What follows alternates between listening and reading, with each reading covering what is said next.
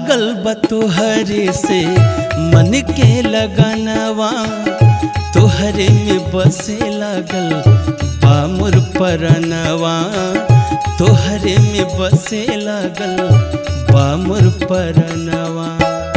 अखियाँ में तोहरे बसल बा सपनवा, तोहरे के मान चुकल बानी सजनवा, तोहरे के मान चुकल बानी सजनवा। बन के रसीली रस गईलू तू, दिलवा के भीतरी बस गईलू तू। तोहरा सिवा कुछहू ना बुझाए, तोहरा सिवा कुछहू ना बुझाए। सुन लाई जिंदगानी में गजब के रोग धरा दिहलू ए रानी, हमके जवानी में गजब के रोग धरा दिहलू ए रानी, हमके जवानी में।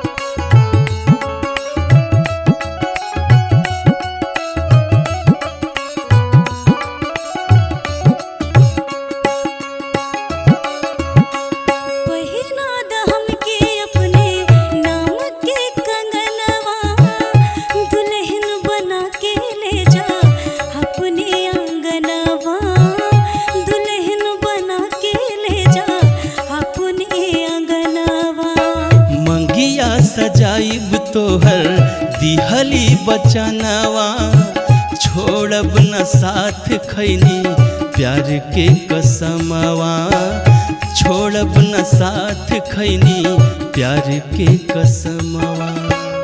कहिले कसम से जच गईला तू, मेहंदी बन के रच गईला तू।